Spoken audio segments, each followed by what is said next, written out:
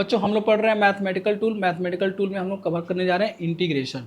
ठीक है, इंटीग्रेशन को स्टार्ट करने से पहले एक बहुत ही इंपॉर्टेंट लाइन है, उसको समझते हैं हम। ठीक है, सो एक काम करते हैं, एक सर्कल ड्रॉ करते हैं। This is a circle, right. अब इस सर्कल के सरकमफ्रेंस पे हम कहीं भी एक टुकड़ा लेते हैं। तो मान लीजिए मैंने एक ये टुकड़ा लिया, तो इस टुकड़े को हम लोग क्या बोलेंगे? इस टुकड़े को हम लोग क्या बोलने वाले हैं? This this one, right. तो कोई भी कहीं भी टुकड़ा ले लीजिए, एक टुकड़ा यहाँ ले लीजिए, एक टुकड़ा यहाँ ले लीजिए, एक यहाँ ले लीजिए। तो इस टुकड़े को हम लोग बोलेंगे आर्क। क्या बोलेंगे? Arc, ARC, arc. ठीक है, तो इसमें समझने वाली बात यह है कि अगर आर्क अपना बहुत ही स्मॉल लेंथ का है, if the arc is of very small length, very small length, then it is a straight line, then it is a straight line, right. मतलब ये है कि आर्क का अगर लेंथ बहुत छोटा है तो वो एक स्ट्रेट लाइन है। अब इसको समझने के लिए कैसे समझें? रेलवे ट्रैक होता है, आप रेलवे ट्रैक पे खड़े हो जाओ, ध्यान रखना कोई गाड़ी नहीं आनी चाहिए। ठीक है, तो आप उसको जो है कि जितना दूर तक देख सकते हैं देखिए, तो हमें क्या दिखता है? एक स्ट्रेट लाइन, मतलब ये दो पैरेलल ट्रैक दिखते हैं, राइट, इस तरह से कुछ। तो है तो ये स्ट्रेट ही, एक ही मैं ड्रॉ कर लेता हूँ, है तो ये स्ट्रेट लाइन। पर ये भी सच है कि ये आपका अर्थ सरफेस पे है, बट अर्थ सरफेस तो अपना स्फेरिकल है। तो अगर कोई भी इस पे एक लाइन ड्रॉ कर लीजिए, कोई भी दो पॉइंट ले लीजिए इस पे, तो इस दो पॉइंट के बीच में हमें जो मिलने वाला है वो तो एक आर्क है। क्योंकि अर्थ आपका स्फेरिकल है, तो उसमें कोई भी दो पॉइंट ले लीजिए आप, तो उसके बीच में जो मिलने वाला जो शेप है वो एक आर्क है। और हमें क्या दिख रहा है? Straight line. तो ये क्यों हो रहा है? क्योंकि ये जो आर्क है, ठीक है, इस दो पॉइंट के बीच में जो हमें दिख रहा है, ये जो आर्क है बहुत ही स्मॉल लेंथ का है। ठीक है, तो एक चीज़ आप लोग ये मतलब अपने दिमाग में जो है कि मेमोराइज कर लेंगे कि आर्क अगर अपना वेरी वेरी स्मॉल लेंथ का है तो वो एक स्ट्रेट लाइन है। ओके, अब समझते हैं हम लोग इंटीग्रेशन को। इसको समझने के लिए एक काम करते हैं, पहले हम लोग एक फंक्शन लेते हैं। तो मैंने एक आर्बिट्रेरी एक y=fx मैंने फंक्शन कंसीडर कर लिया। अगर ये फंक्शन है तो इसका अपना कोई ना कोई एक कर्व होगा। So let us draw that. This is the x axis, और ये आपका fx, और ये आपका हो गया एक कर्व। ध्यान रखिए, कर्व यहाँ से अपना स्टार्ट हो रहा है, तो यहाँ से अपना स्टार्ट हो रहा है, इसलिए मैंने बोल दिया इसको a। तो यहाँ पे x की वैल्यू क्या है? This is the input axis, this is, इसको हम डोमेन एक्सिस भी बोलते हैं। तो अपना कर्व चूंकि यहाँ से स्टार्ट हो रहा है, तो यहाँ पे x की वैल्यू a, और यहाँ पे आपका कर्व ओवर हो जा रहा है, तो यहाँ पे x की वैल्यू मैंने ले लिया b। ठीक है, मुझे लग रहा है आपको समझ में आ रहा है। ठीक है, तो इसमें एक लाइन होता है एरिया अंडर कर्व। तो एरिया अंडर कर्व है क्या? तो जो ये कर्व है, ठीक है, जो फिगर एनक्लोज हो रहा है, फिगर ये क्लोज्ड हो रहा है, ठीक है, तो यही अपना एरिया है। This is the area. No doubt, अगर अपने पास कोई स्टैंडर्ड फिगर है लाइक ट्राइंगल, मैंने कहा इसका एरिया पता करो, तो आप डायरेक्ट सीधा बोलोगे sir half into base into height. अगर ट्रेपेजियम है तो half into sum of parallel side into height. Circle है तो पाई आर स्क्वायर। इसी तरह से रेक्टेंगल है तो आप बोलोगे लेंथ इंटू ब्रेथ। तो these alls are the standard figure जिसका करिस्पॉन्डिंग फॉर्मूला लगा करके हम लोग एरिया निकाल लेंगे। बट प्रॉब्लम यहाँ पे है, ये कोई स्टैंडर्ड फिगर नहीं है लाइक ट्रायंगल, रेक्टेंगल। ठीक है, सो इसका एरिया कैसे निकालेंगे? तो इसका एरिया निकालने के लिए अपन क्या करेंगे, इसको पतले पतले स्ट्रिप में कट करेंगे। पतले मतलब बहुत ही थिन स्ट्रिप में कट करेंगे। ठीक है, तो कट कर लेते हैं इसको। मैं बात कर रहा हूँ इसकी, देखिए ये पतले पतले स्ट्रिप हैं, बहुत पतले। अब सर अब मतलब आप कहोगे कि सर कितने पतले? तो आपके जो हेयर है ना उससे भी पतले। ठीक है, तो ये ऐसा क्यों बना रहा हूँ? क्योंकि वैसा बना पाना पॉसिबल नहीं है। ये मैं कह सकता हूँ कि इसको हम लोग जूम करके देख रहे हैं, राइट। तो बच्चों इसमें से एक काम करते हैं कि एक स्ट्रिप को कंसीडर कर लेते हैं अपने स्टडी करने के लिए। ये वाला स्ट्रिप को मैंने कंसीडर कर लिया, तो इस स्ट्रिप को मैं पेंट कर दूंगा लाइक दैट। अब इस स्ट्रिप का जो विड्थ है बहुत ही थिन है, तो उसको मैं लिख रहा हूँ डेल्टा एक्स से। अब चूंकि ये थिन है तो इसलिए मैं लिखूंगा डेल्टा एक्स टेंस टू 0। अब बच्चों ये स्ट्रिप जो लिया है मैंने ओरिजिन से एक्स डिस्टेंस पे है, तो इसके करस्पॉन्डिंग जो ये वैल्यू आने वाली है, ये वाली जो वैल्यू आने वाली है वो होने वाली है आपका एफ एक्स। ये जो वैल्यू होने वाली है वो हो जाएगा आपका एफ एक्स, राइट। हमने एक स्ट्रिप लिया, ठीक है, और उस स्ट्रिप का जो विड्थ है बहुत पतला है, दैट इज टेंडिंग टू 0, और उसके करस्पॉन्डिंग जो वैल्यू आने वाली है वो है एफ एक्स, ठीक है। और ऐसे कितने स्ट्रिप हैं? एन। ऐसे कितने स्ट्रिप हैं? एन स्ट्रिप्स हैं। अब चूंकि इसका विड्थ बहुत ही थिन है तो एन कितना हो जाएगा? बहुत लार्ज हो जाएगा, बहुत मतलब बहुत बहुत लार्ज, तो उसको बोलेंगे infinite, n tends to infinite. इस बात का ध्यान रखेंगे। सो अगर इस पर्टिकुलर स्ट्रिप की हम बात करें area, so area is equal to हो जाएगा लेंथ इनटू ब्रेथ। तो लेंथ है आपका एफ एक्स और ब्रेथ है आपका डेल्टा एक्स। अब आप चिल्लाओगे कि सर आपने इसका एरिया निकालने के लिए कैसे रेक्टेंगल का फॉर्मूला अप्लाई कर दिया? अभी तो आप बोल रहे हैं कि इसमें रेक्टेंगुलर है नहीं है। तो बच्चों देखो, आपका ये जो कर्व दिख रहा है, ये जो आप देख रहे हो कर्व, ये इट इज अ आर्क। मैं ये भी तो बोल रहा हूँ कि बहुत ही थिन स्ट्रिप है, यानी इसका विड्थ जो है ये वाला, इस विड्थ यानी ये वाला जो है ये वाला, ये विड्थ बहुत ही कम है। तो अगर ये विड्थ बहुत कम है तो ये जो आर्क है this is a arc of very very small length. तो अगर बात करें वेरी वेरी स्मॉल जो आर्क हो वेरी वेरी स्मॉल लेंथ का, तो वो एक स्ट्रेट लाइन की तरह दिखता है, ठीक है। तो this is a not a arc, बहुत छोटा होने की वजह से वो एक स्ट्रेट लाइन है। तो that's why we can write its area is equal to length into breadth. मैंने वही किया यहाँ पे।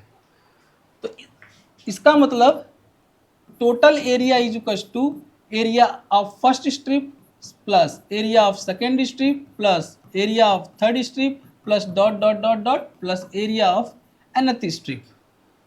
सो A1 का एरिया कितना हो जाएगा? F x one delta x plus A2 कितना हो जाएगा? F x two delta x plus dot dot dot. अब मैं डायरेक्ट एनथ के लिए लिखता हूँ, तो ये हो जाएगा f x n into delta x.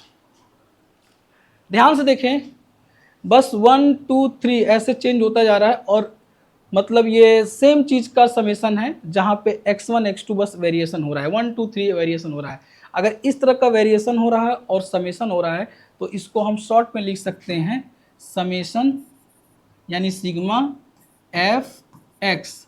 अब क्या वेरी कर रहा है ये, तो इसको हम लिख सकते हैं आई, ये delta x where i change from 1 to n। ध्यान दीजिएगा बच्चों, अभी हमने बोला है कि ये जो n है this n tends to infinity, यानी ये जो n है n टेंस टू इन्फिनिटी, तो बताना पड़ेगा, तो यहाँ पर लग जाएगा limit n tends to infinity, ठीक है। तो ये कंप्लीट जो है आपका बन जाता है इंटीग्रल। ये समेसन किस में कन्वर्ट हो गया? इंटीग्रल में। और ये हो जाएगा आपका एफ एक्स और डेल्टा एक्स, चूँकि बहुत देखिए टेंस टू 0 है ना, बहुत छोटा है, that's why this is D x. अब ध्यान देना बच्चों, ये जो इंटीग्रेशन हो रहा है एक्स के रिस्पेक्ट में, तो अब अपना एक्स को बताना पड़ेगा कि एक्स जो है अपना ए से शुरू हो रहा है और बी पे जाकर ओवर हो जा रहा है। तो शुरू हो रहा है यहाँ पे ए से और ओवर हो रहा है बी पे, तो जो शुरू होगा वो यहाँ आ जाएगा और ये जो ओवर हो रहा है वो यहाँ आ जाएगा, राइट। तो इसी को हम लोग बोलते हैं लोअर लिमिट और इसको बोलते हैं हम लोग अपर लिमिट। सो फाइनली एक कंक्लूजन क्या निकला कि जो आपका इंटीग्रेशन है, देखिए इसको पढ़ेंगे कैसे, integration of f x with respect to x. तो जो इंटीग्रेशन है वो है क्या? समेसन ही है, ठीक है, but summation of very small quantity, ठीक है। और ये जो है आपका, इसको ये भी कह सकते हैं कि ये कंटिन्यूअस समेसन देता है और ये डिस्क्रीट समेसन देता है। जैसे फाइनाइट लेवल की अगर कोई चीज़ें हैं, मैक्रोस्कोपिक लेवल की चीज़ें अगर हैं, 1 2 3 4 इस तरह की अगर चीज़ें हैं तो उसका समेशन ये देता है आपका सिग्मा। और जो आपका इंटीग्रेशन है मतलब कंटिन्यूअस बहुत छोटी छोटी क्वांटिटी को ऐड कर देता है, right. Types of integration, types of integration,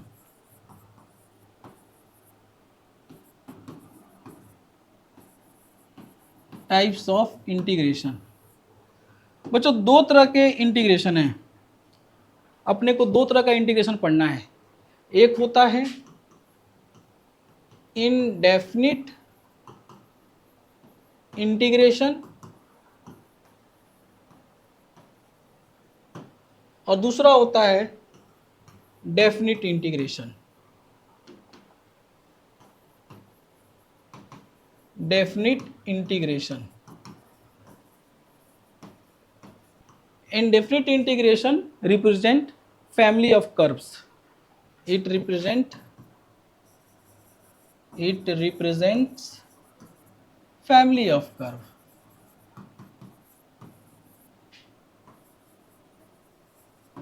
okay तो फैमिली ऑफ कर्व को समझने के लिए काम करते हैं, एक फंक्शन लेते हैं y is equals to f x.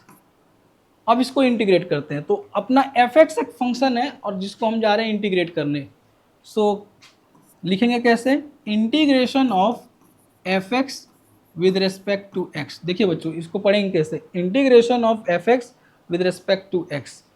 तो बच्चों ये एक अपना फंक्शन है जो कि एक्स का फंक्शन है, तो इंटीग्रेट करेंगे तो वो भी एक फंक्शन ही होगा, एक्स के रेस्पेक्ट में इंटीग्रेशन हो रहा है तो एक्स का ही फंक्शन होगा। तो उसको मतलब मैं लिख दिया जी एक्स से। जी एक्स का मतलब क्या, इस फंक्शन से ये फंक्शन जो है डिफरेंट है, ठीक है। तो इंटीग्रेट करने के बाद एक फंक्शन आता है जी एक्स और प्लस में हमने लगा दिया सी। अब ये सी क्यों आया, बिकॉज इंडेफिनिट इंटीग्रेशन का ये रूल है, जब भी इंटीग्रेट हो जाए तो प्लस सी लगा लीजिएगा, ठीक है। सो अगर हम इस जी एक्स की बात करें तो जी एक्स का अगर मैं कर्व प्लॉट करूं यानी ग्राफ प्लॉट करूं तो कुछ इस तरह से मिलेगा। वो डिपेंड करता है कि इसका इक्वेशन कैसा है। मैंने आर्बिट्रेरी ले लिया, ठीक है। तो this is the x and this is the g x. So अगर c का वैल्यू हम चेंज करते हैं for c1 this is this one, अगर c की वैल्यू मैंने बढ़ा दिया तो ऐसा हो जाएगा और c की वैल्यू और बढ़ा दिया तो कुछ इस तरह से हो जाएगा, ठीक है। इसमें इंटरेस्टिंग बात एक है, अब इसमें इंटरेस्टिंग क्या है, एक काम करिए, एक इस gx के जो एक्सिस है इसके पैरेलल एक लाइन खींचिए। तो ये जो लाइन है सभी कर्व को एक पॉइंट पे कट कर रहा है, तो इसको यहाँ कट किया, इसको यहाँ कट किया और इसको यहाँ कट किया। तो इसमें इंटरेस्टिंग क्या है, अगर मैं इस पॉइंट पे टेंजेंट ड्रॉ करता हूँ लाइक दैट, अगर इस पॉइंट पे मैं एक टेंजेंट ड्रॉ करता हूँ लाइक दैट और इसका टेंजेंट कुछ इस तरह से और इस कुछ इस तरह से, तो बच्चों जो टेंजेंट है ये तीनों के तीनों टेंजेंट क्या हो जाएगा, पैरेलल होगा। ये तीन टेंजेंट जो बने हैं, ठीक है, ये तीन के तीनों क्या होंगे, पैरेलल होंगे। इसका मतलब ये है कि अगर मैं कहूँ थीटा थीटा तो टेन थीटा होता है आपका स्लोप, तो theta is same for all tangent, तो स्लोप क्या हो गया, सेम हो गया। स्लोप क्या हो गया, सबके लिए सेम, ठीक है। तो इसमें ये थोड़ा सा एक इंटरेस्टिंग पॉइंट ऑफ व्यू है, इसको जरा ध्यान रखिएगा। इन्हीं को हम बोलते हैं फैमिली ऑफ कर्व्स। तो मैंने क्या किया, एक लाइन खींचा इसके पैरेलल, तो ये क्या हुआ, ये हर कर्व को एक पॉइंट पे कट किया और उस पॉइंट पे मैंने टेंजेंट ड्रॉ किया। तो हमने ये नोटिस हुआ, ये ऑब्जर्वेशन में आया जो कि आपका स्लोप है टेंजेंट का सबका सेम है। This all three tangents are parallel, that's why theta is same for all and that's why slope is same for all. Okay, so this is about indefinite integration और definite integration अभी हम लोग थोड़ी देर पहले पढ़े ही हैं। it represent area under curve, this represent means area under curve, area under curve जो कि हम लोग पढ़ चुके हैं, ये रहा दिस वन, ये डेफिनिट इंटीग्रेशन ही है बच्चों, ठीक है। डिफ्रेंसिएशन में हमने देखा था कि डिफ्रेंसिएशन में बहुत सारे स्टैंडर्ड फॉर्मेट थे यानी फॉर्मूले थे और उसको हमने सीखा था और फिर उसको अप्लाई किया था। ऐसे ही इंटीग्रेशन में भी आपका बहुत सारे मतलब स्टैंडर्ड फॉर्मेट यानी फॉर्मूले हैं, ठीक है। सो पहला फॉर्मेट ये कहता है इंटीग्रेशन ऑफ एक्स की power n with respect to x. क्या बोला मैंने इसको? इंटीग्रेशन ऑफ एक्स की power n with respect to x is equal to आपका जो पावर है एन वो एक से इंक्रीज हो जाएगा, this will increase by one, तो नया पावर क्या हो गया? एन प्लस वन, और जो नया पावर आया है वही आपका डिनोमिनेटर में आ जाएगा, so this one n plus one. तो इंटीग्रेशन ऑफ एक्स की power n with respect to x is equal to x की पावर जो है एन वो एक से इंक्रीज हो जाएगा, that will become n plus one, और जो नया पावर आया है एन प्लस वन वो आ जाएगा आपके डिनोमिनेटर में, और लास्ट में क्या करना है? Plus c, because it is indefinite integration. अगर यहाँ पे कोई लिमिट लगा रहता, लोअर लिमिट अपर लिमिट, तो ये आपका डेफिनेट इंटीग्रेशन होता है, राइट। तो ये प्लस सी में नहीं आता, ठीक है। तो जब भी इनडेफिनिट इंटीग्रेशन करें तो प्लस में ये कांस्टेंट आप जरूर ऐड करें, ठीक है। इस पे हम लोग सवाल करते हैं, एग्जांपल जैसे कि ये है एक्स की पावर 3 विद रेस्पेक्ट टू, क्या बोला इसने? इंटीग्रेट या इंटीग्रेशन ऑफ एक्स की power 3 that is x cube with respect to x, so this will become x is, अभी जो पावर है 3 वो एक से इंक्रीज हो जाएगा, तो ये हो जाएगा आपका 4, तो ये आपका नया पावर है, अब यही आपका डिनोमिनेटर में आ जाएगा, और लास्ट में क्या करेंगे? एक कांस्टेंट इसमें ऐड कर देंगे, ठीक है। एक और सवाल देखते हैं, इंटीग्रेशन ऑफ एक्स की power 2025 with respect to x. So करना क्या है? जो पावर है उसमें एक ऐड कर दीजिए, तो ये बन जाएगा 2026, ये अब नया पावर है, न्यू पावर है, तो वो आपका क्या हो जाएगा? डिनोमिनेटर में आ जाएगा, दैट इज, और लास्ट में एडिशन में आपका आ जाएगा सी। एक और क्वेश्चन देखिए, मान लीजिए आपका है 1/x की power 10 with respect to x। इसने कहा इंटीग्रेशन ऑफ 1/x की power 10 with respect to x। तो देखो बच्चों, हमने पढ़ा हुआ है x की पावर n का फॉर्मेट, और सवाल क्या आ गया? 1/, में आ गया, फ्रैक्शन में आ गया। तो सबसे पहले क्या करेंगे, जो भी सवाल अपने सामने आता है तो हमने जो कुछ भी पढ़ा है, जो फॉर्मेट पढ़ा है, उस फॉर्मेट में सेट करने की कोशिश करेंगे, राइट। सो देखो, अगर मैं ये फ्रैक्शन हटाता हूँ तो ये हो जाएगा x की power -10 with respect to x and that is equal to, अब आपको दिख रहा होगा कि x की पावर -10 इस फॉर्मेट में सेट हो गया। तो फिर क्या करना क्या है, आपका पावर क्या है? -10, तो इसका पावर जो है एक से इंक्रीज हो जाएगा, तो ये हो जाएगा -10 + 1, तो -10 + 1 दैट इज 9, तो इसको मिटा लीजिए यहाँ से और डायरेक्ट आप लिख दीजिए यहाँ पे -9, तो ये आपका -9 हो गया। तो नवा जो नया पावर है वो -9 है, तो आपका कहाँ आ जाएगा? डिनोमिनेटर में, और प्लस में सी, ठीक है। ऐसे बहुत सारे क्वेश्चन कर सकते हैं हम लोग। अगर आपसे कहा जाए इंटीग्रेट करो 5x with respect to x, तो आप क्या करेंगे?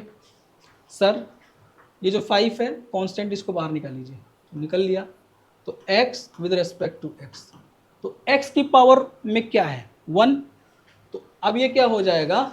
ये पावर यहाँ पे 1 है, तो अपना जो है इसका नया पावर आएगा, तो जो 1 है ही है, तो इसमें एक ऐड कर दीजिए, तो दैट विल बिकम 2, और ये आ जाएगा आपका डिनोमिनेटर में, और आपका c ऐड कर दीजिए, राइट। अगर आपसे कहा जाए आप इंटीग्रेट करो, सिर्फ 5 को इंटीग्रेट करो विद रिस्पेक्ट टू x, मैंने कहा कि सिर्फ 5 को इंटीग्रेट करो विद रिस्पेक्ट टू x, तो कैसे करेंगे? देखिए, आपका 5 कांस्टेंट है, बाहर आ गया, dx, तो dx का इंटीग्रेशन, अब आप कहोगे सर यहाँ पे x का तो कोई फंक्शन है ही नहीं, तो कैसे इंटीग्रेट हुआ? तो बच्चों यहाँ पे एक फंक्शन है x का, आपको दिख नहीं रहा है, मुझे दिख रहा है, शायद आपको भी दिख रहा होगा। देखिए, कैन वी राइट x की power 0 with respect to x, यहाँ कुछ नहीं है तो 1 है, और x की पावर अगर मैं 0 लिखता हूँ तो वो क्या हो जाएगा? 1, तो यानी 1 को मैंने क्या किया? x की पावर 0 लिख लिया।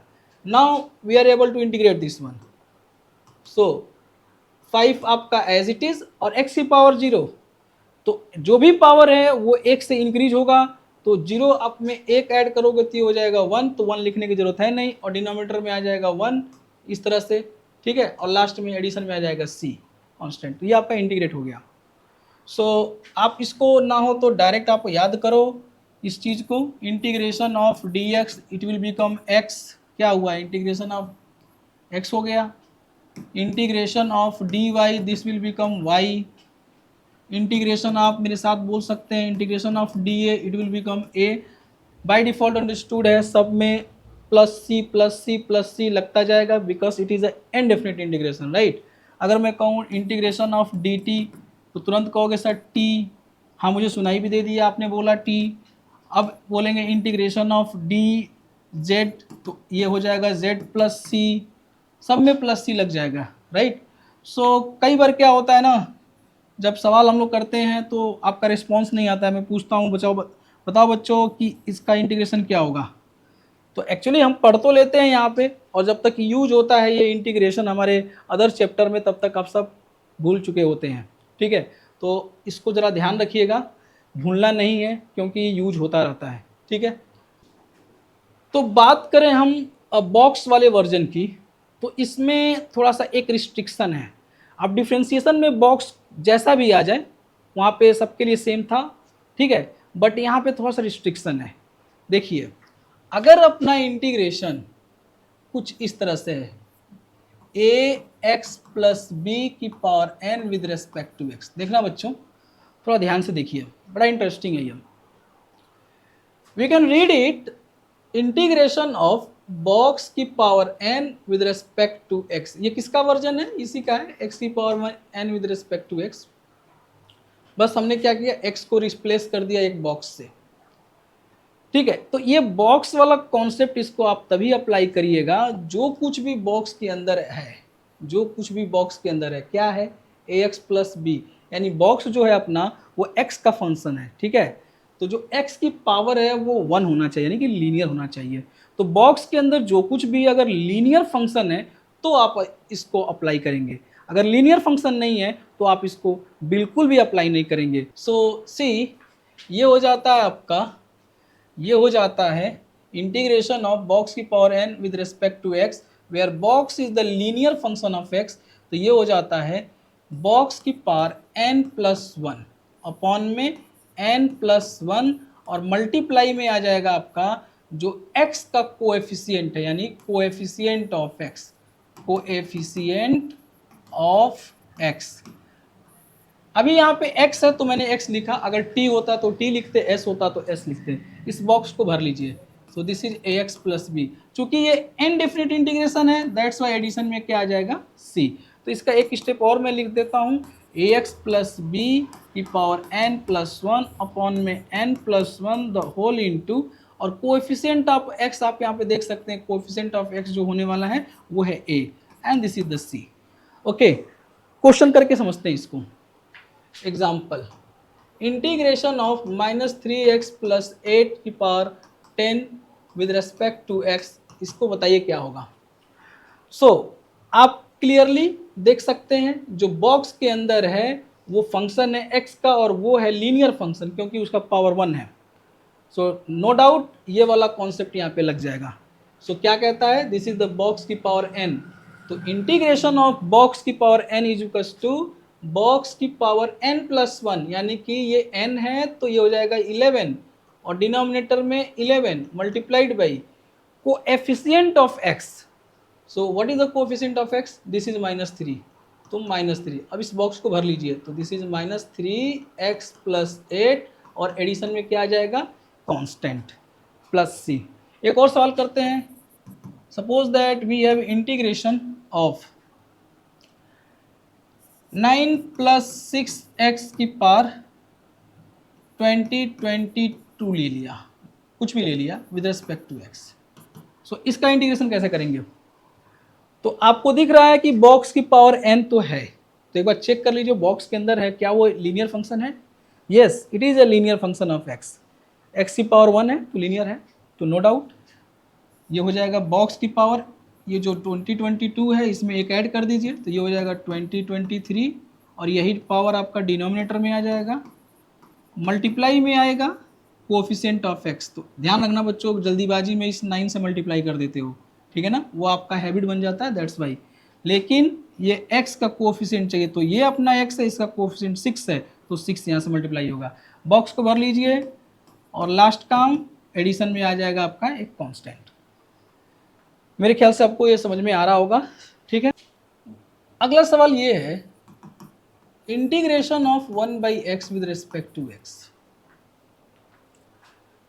बहुत जल्दी, मतलब बहुत जल्दीबाजी करते हैं आप। अगर मैं आपसे कहूँ इंटीग्रेट करो इसको, तो अगर आप पहली बार देखोगे ना, तो पहली बार में आप बहुत जल्दीबाजी करते हो। आप क्या करोगे, सर दिस विल बिकम, आपने बोला है फ्रैक्शन में इसको फ्लैट कर लो, तो ऐसे लिख लेते हैं, ठीक है। और x की पावर n का जो फॉर्मूला है वो अप्लाई करके आप इसको इंटीग्रेट कर लेते हैं। हालांकि इंटीग्रेट रिजल्ट मतलब जो भी आए, ठीक है, तो ये गलत हो जाता है, ये काम मत करना, डोंट डू दैट। ये इस तरह से आप मत जाना। मैं इसको एक स्टेप बढ़ा देता हूँ, तो ये क्या हो जाएगा आपका x की पावर -1 + 1 और नया पावर 0 आ जाएगा यहाँ पे +c। तो ये काम आपको नहीं करना है, don't do that, don't do that.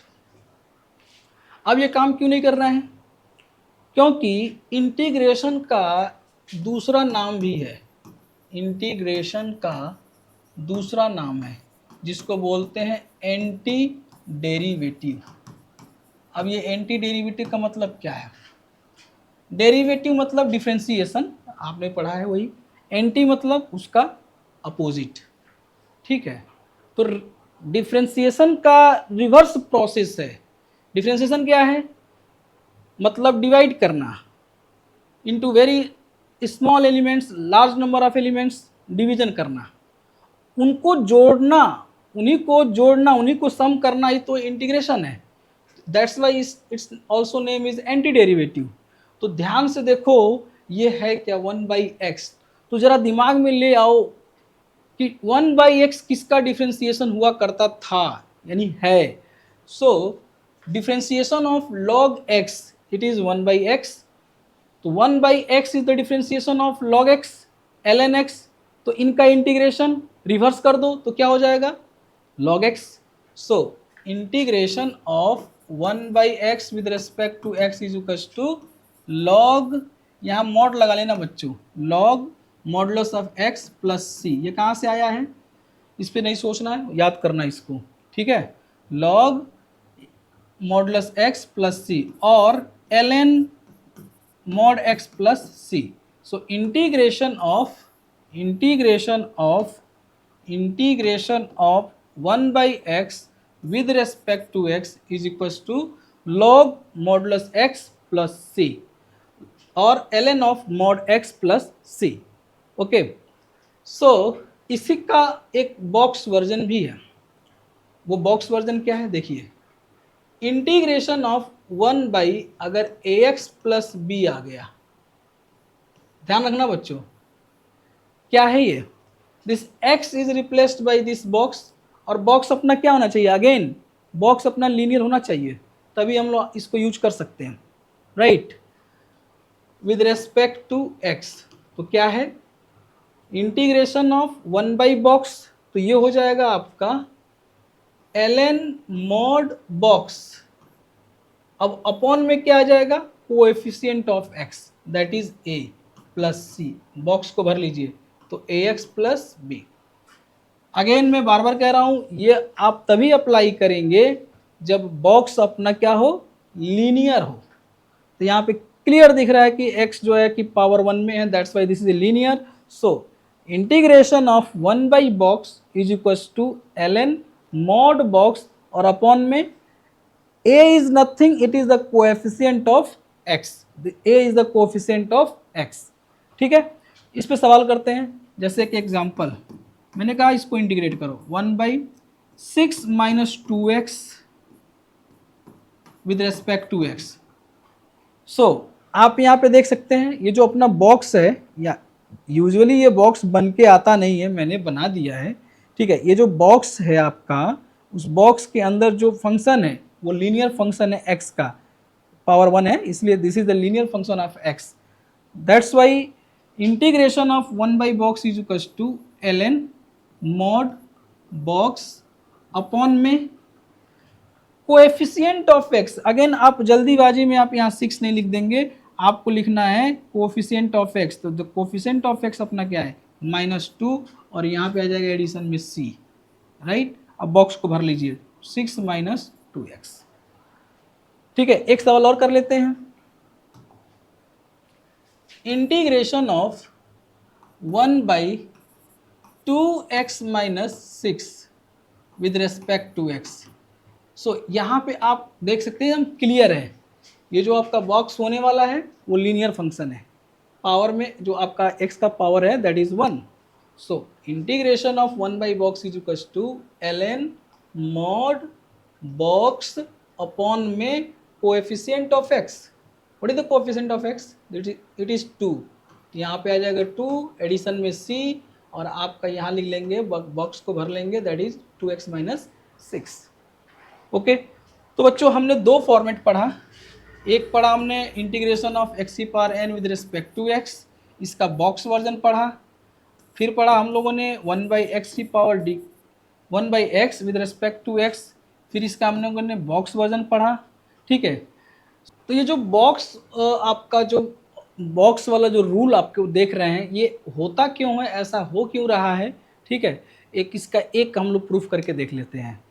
ठीक है, इसका वाला ये वाला इंटीग्रेशन ऑफ x की integration of ax plus b की power n with respect to x is equals to box की पावर n प्लस 1 अपॉन में n plus 1 the whole into coefficient of x that is ax plus b plus c। इसका ये वाला हम लोग proof करके देख लेते हैं ऐसा होता क्यों है। बहुत सिंपल है, देखिए हमें क्या करना होता है, जो फॉर्मेट हम लोगों ने पढ़ा है उस फॉर्मेट पे दिए हुए सवाल को सेट करना होता है। हमारे पास ऐसा कोई फॉर्मेट होता नहीं है, हमने अपने कन्वीनियंट के लिए, अपने स्पीडअप के लिए ये अपना फॉर्मेट बना रखा है, राइट। तो एक काम करते हैं, ध्यान से देखो, तो ये है कौन सा, ये x की पावर n वाला फॉर्मेट है। तो एक काम करिए, लेट कर लीजिए, let ax plus b is equals to t, ax plus b is equals to t. तो अपना इंटीग्रेशन कैसा हो जाएगा, t की power n with respect to x। ठीक है, ये दिया है, हमें ये प्रूफ करके लाना है। तो हमने क्या किया कि ax प्लस बी को हमने t एज्यूम कर लिया। ठीक है, तो जैसे ही हमने इसके जगह पे रखा t, तो ये बन गया t की power n and this is the dx। अब जरा ध्यान देना बच्चों, बड़ा इंटरेस्टिंग है यहाँ पे। t भी अपना मतलब जो फंक्शन है वो अपना t है, t का फंक्शन है, और इसको इंटीग्रेट करने के लिए बोल रहा है x के रिस्पेक्ट में। How it is possible, function क्या है, t का है, और इंटीग्रेट करने के लिए बोल रहा है x के रिस्पेक्ट में। यानी कि यहाँ पे दो दो वेरिएबल हैं t और x, और इंटीग्रेशन सिंगल है। अपने सिलेबस में सिंगल इंटीग्रेशन है, तो हम लोग क्या करेंगे, या तो x को t के रिस्पेक्ट में कन्वर्ट करिए, या फिर t को x के रूप में मतलब x के टर्म में कन्वर्ट करिए। ठीक है, तो हमने क्या किया है, ये एज्यूम किया है, तो dx हमें निकालना पड़ेगा। तो देखो बच्चों, इसको डिफ्रेंशिएट कर दो, मैंने कहा इसको डिफ्रेंशिएट कर दो, तो क्या मिलेगा, a into d x, b constant, इसका डिफ्रेंशिएशन 0, और ये हो जाएगा आपका dt। मैंने क्या किया, इसे डिफ्रेंशिएट कर दिया, तो ये हो जाएगा आपका a इंटू डी एक्स, और b का कॉन्स्टेंट है तो 0 हो जाएगा, और ये dt। तो यहाँ से क्या देखने को मिला, dx is equal to dt by a. अब हम लोग क्या करेंगे, dx की वैल्यू यहाँ पे सब्स्टिट्यूट कर देंगे।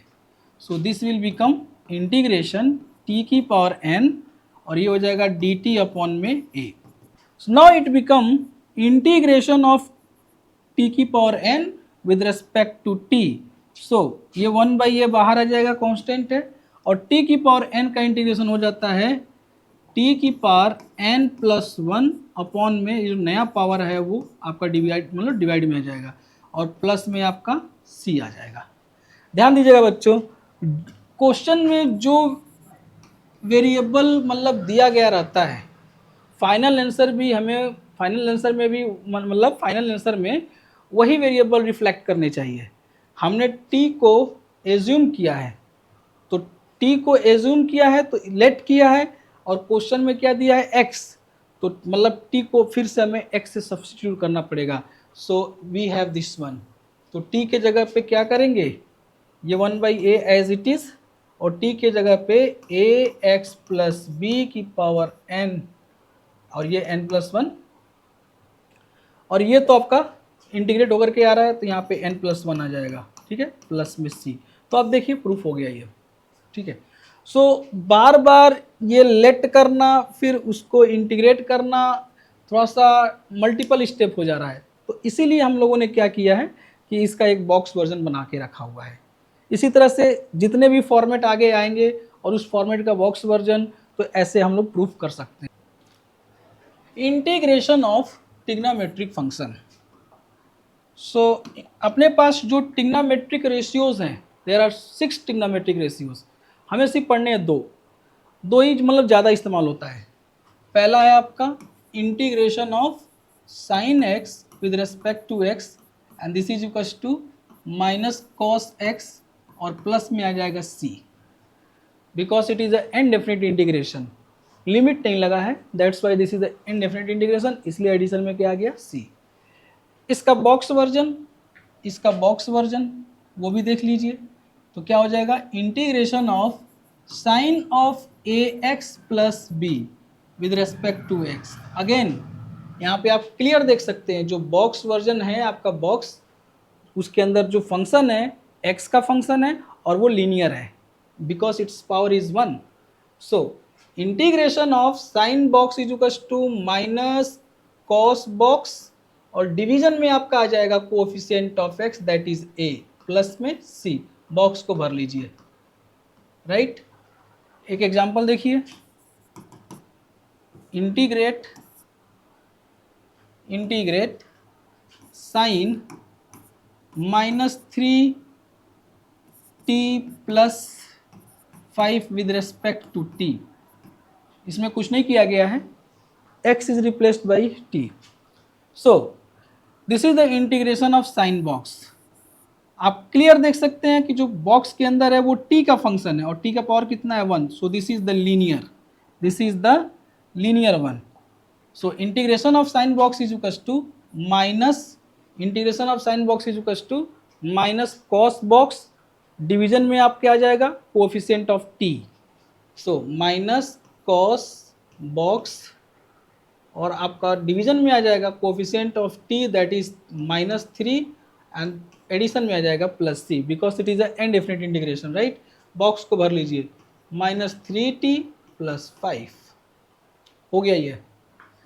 दूसरा है आपका integration of cos x with respect to x, तो ये होता है आपका साइन एक्स प्लस सी, इसका बॉक्स वर्जन, इसी का बॉक्स वर्जन, तो integration of cos a x plus B with respect to x. आप मेरे साथ बोल सकते हैं इंटीग्रेशन ऑफ कॉस बॉक्स, तो box is here linear, so integration of cos box is equal to sine box, और upon में कोएफिशिएंट ऑफ एक्स, और ये एडिशन में सी, बॉक्स को भर लीजिए ए एक्स प्लस बी,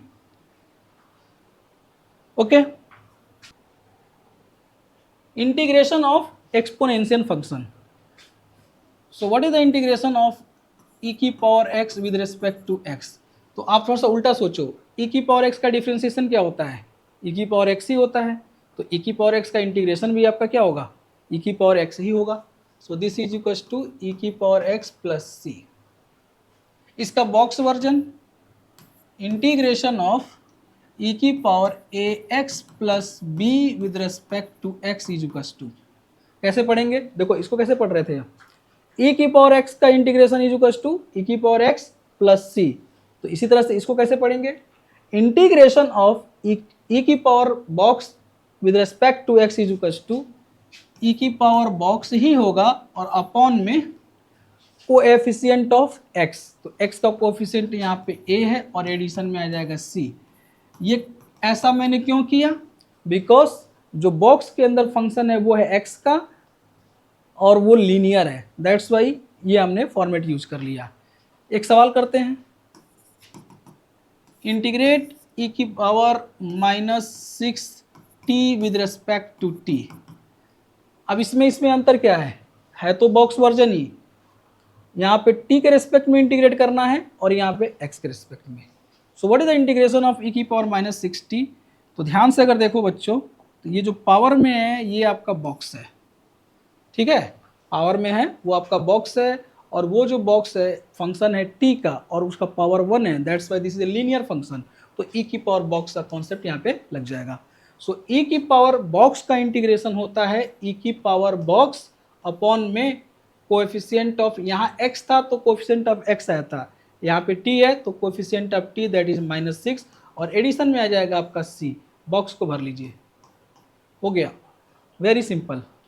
एक और क्वेश्चन कर लीजिए, इंटीग्रेट e की power 6x - 2 with respect to x। Very simple. e की पावर बॉक्स का इंटीग्रेशन, e की पावर बॉक्स का इंटीग्रेशन होता है आपका e की पावर बॉक्स अपॉन में, अब एक बार चेक कर लो, ये बॉक्स आपका लीनियर है, yes it is a linear because it is a function of x, power में है 1, तो यहाँ पे क्या आ जाएगा कोएफिशिएंट ऑफ x, तो कितना है 6, और प्लस में c, बॉक्स को भर लिया जाए 6x - 2। एक सिंपल सा क्वेश्चन लेते हैं, मान लीजिए आपसे कहा जाए इसको इंटीग्रेट करो, sine omega T plus phi with respect to T. अब ये जो क्वेश्चन लिया गया है ना, अब इस तरह का क्वेश्चन आप जो है कि फिजिक्स में देखेंगे, जब आप वेव पढ़ेंगे वहाँ देखने को मिलेगा, और क्लास 12th में अल्टरनेटिव करंट पढ़ेंगे वहाँ देखने को मिलेगा, ठीक है, एसएचएम में देखने को मिलेगा। सो this is the sine function, T का जो है वो फंक्शन है साइन, और ये है आपका साइन बॉक्स। ध्यान रखना बच्चों, ओमेगा जो है आपका, ओमेगा और आपका जो फाई है वो कांस्टेंट है, ओमेगा और फाई क्या है constant. So sine is the function of T, और टी के रिस्पेक्ट में इंटीग्रेट करना है। तो नो डाउट, अब अगर आप देखें तो जो बॉक्स के अंदर है वो एक फंक्शन है, टी का फंक्शन है, और जो टी का पावर है वो है 1। So our box is linear, तो we can apply the concept of integration of sine box. तो साइन बॉक्स का इंटीग्रेशन होता है माइनस कॉस बॉक्स, डिवीजन में आ जाता है कोएफिशिएंट ऑफ टी यानी ओमेगा, और ये प्लस में सी। अब ये आप इसको भर लीजिए, this is omega T plus phi. मेरे ख्याल से आपको ये समझ में आ रहा होगा, ठीक है बच्चों। इनडेफिनिट इंटीग्रेशन पे हमने डिफरेंट फॉर्मेट देखा और डिफरेंट क्वेश्चन भी सॉल्व किया। अब एक काम करते हैं, डेफिनिट इंटीग्रेशन पे कुछ क्वेश्चंस कर लेते हैं, राइट। सो इसमें कुछ नया नहीं है, बस लिमिट आ जाता है। देखिएगा एग्जाम्पल, मान लीजिए मैंने कहा कि x की पावर 3 है, एक फंक्शन है जो कि x की पावर 3 है, उसको इंटीग्रेट करना है with respect to x, integration of x की power 3 with respect to x। आपको करना क्या है, यहाँ पे एक लिमिट आ जाएगा, मैंने दे दिया लिमिट -1 और अपर लिमिट ले लिया मैंने 2। अपर लिमिट क्या ले लिया मैंने 2 और लोअर लिमिट ले लिया -1। मैंने कहा इसे इंटीग्रेट करो। सो जैसे आप इंटीग्रेशन करते आ रहे हैं वैसे ही करेंगे। सो x की पावर 3 का इंटीग्रेशन, तो कौन सा फॉर्मेट है, x की पावर n वाला। तो वो क्या कहता है, जो पावर है उसमें एक इंक्रीमेंट हो जाएगा और जो नया पावर है वही डिनोमिनेटर में आ जाएगा। तो पावर में आपका 3, तो ये हो जाएगा x, इसमें एक इंक्रीमेंट करिए तो हो जाएगा आपका 4, और नया पावर जो 4 आया वो डिनोमिनेटर में आ गया। अब अगर इनडेफिनिट था तो हम लोग प्लस सी पुट करते थे, अब ये काम यहाँ नहीं करना है, यहाँ पे लेना है एक ऐसे बॉक्स, लोअर लिमिट आपका आ जाएगा यहाँ -1, और ये अपर लिमिट जो है वो यहाँ आ जाएगा, ठीक है। तो बच्चों ये जो लिमिट आया है वो किसका है, x का है। तो एक काम करिए, ये जो 1/4 है इसको बाहर निकाल लीजिए। 1/4 को हमने क्या किया, बाहर निकाल लिया, ये अपर लिमिट और ये लोअर लिमिट। सो अगले स्टेप में करना क्या है, जो अपर लिमिट है वो x के जगह पे पहले सब्स्टिट्यूट करना है। तो x ऐसे, अभी तो यहाँ पे x एक जगह पे है, एक ही टर्म में है, अगर मल्टीपल टर्म है तो जहाँ जहाँ x होता तो x is replaced by the upper limit. ठीक है, तो ये हो जाएगा आपका 1/4। हम लोग को क्या करना है, x के जगह पे ये अपर लिमिट सब्स्टिट्यूट करना है, ये है आपका 2, ये हो जाएगा 2⁴ माइनस, ध्यान रखिएगा बहुत इंपॉर्टेंट है, बहुत मिस्टेक करते हैं आप लोग। ये जो माइनस है फॉर्मूले का माइनस है। कैसे आया, जैसे ही आपने अपर लिमिट को रखा तो जस्ट उसके बाद माइनस ही लगाना है, उसके बाद माइनस आए प्लस आए डजेंट मैटर, वो तो कैलकुलेशन का पार्ट है, लेकिन ये जो माइनस है ये फॉर्मूले का है, इस बात को ध्यान रखिएगा, बहुत मिस्टेक करते हैं आप लोग। तो ये 2 यहाँ रखा तो 2⁴, जैसे ही अपर लिमिट रखा उसके जस्ट बाद ही क्या लगाया, माइनस। अब क्या करेंगे, x की जगह पे लोअर लिमिट को रखेंगे, तो ये लोअर लिमिट है -1 और ये हो जाएगा पावर में 4। सो इसको सॉल्व कर लेंगे, 1/4 2⁻16 माइनस -1 की जो पावर है 4 और 4 is the even, that's why it will become 1। तो ये हो जाए आपका 16 - 1 that is 15/4। This is the answer. एक सवाल और करते हैं, 2x² + 6x - 6 with respect to x। मैंने कहा इसको इंटीग्रेट करो, लोअर लिमिट ले लिया हमने 0 और अपर लिमिट ले लिया मैंने 1, मैंने कहा इसको इंटीग्रेट करो, ठीक है। तो अब देखेंगे इसके अंदर जो आपका बॉक्स के अंदर है 3 टर्म्स हैं, तो तीनों टर्म्स को हम बारी बारी करके इंटीग्रेट कर लेंगे, ठीक है। तीनों टर्म को क्या करेंगे, बारी बारी करके इंटीग्रेट कर लेंगे और लिमिट मतलब रख के उसको सॉल्व कर लेंगे। देखो बच्चों, आपका जो पहला टर्म है it is 2x², this will become 2 into, अब ये x का स्क्वायर है तो इंटीग्रेशन करने के बाद ये पावर जो होगा 1 से इंक्रीमेंट तो हो जाएगा 3 और ये 3 आपका आ जाएगा डिनोमिनेटर में प्लस 6। अब यहाँ पे x की पावर 1 है तो ये हो जाएगा x² अपॉन में 2 माइनस ये 6। अब यहाँ पे x वगैरह कुछ है ही नहीं, बट इसका जो इंटीग्रेशन हो रहा है x के रिस्पेक्ट में हो रहा है, इस कांस्टेंट का इंटीग्रेशन हो रहा है x के रिस्पेक्ट में, तो यहाँ पे क्या आ जाएगा, इंटीग्रेट होकर के x, ठीक है। अरे आप इसको integration of 6 with respect to dx with respect to x, तो dx का इंटीग्रेशन x वही हुआ है, ठीक है। तो ये आपका लोअर लिमिट 0 अपर लिमिट 1। तो अब इसको सॉल्व कर लेंगे।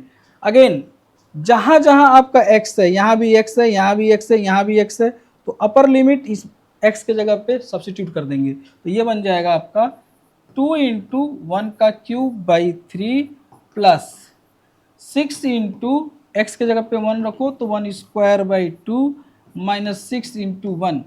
अब जैसे ही मैंने अपर लिमिट रखा जस्ट बाद हमें माइनस लगाना है, ये फॉर्मूले का माइनस है। अब जहां जहां x है वहां वहां हमें क्या करना है, लोअर लिमिट रख देना है, तो लोअर लिमिट कितना है 0, तो ये भी x है, यहाँ भी x है, यहाँ भी x है, सब जगह 0 रखेंगे, सारा टर्म 0 हो जाएगा, this will become like that. अब इसको हम लोग सॉल्व कर लेंगे, तो ये हो जाएगा आपका 2/3 और इसको कट कर लीजिए, तो ये आपका 3 और ये प्लस में 3 माइनस में 6, क्या हो जाएगा ये 2/3 और ये -3, this will become 3 2 - 9 that is -7/3। This is the answer, right. आगे देखते हैं, एप्लीकेशन ऑफ इंटीग्रेशन।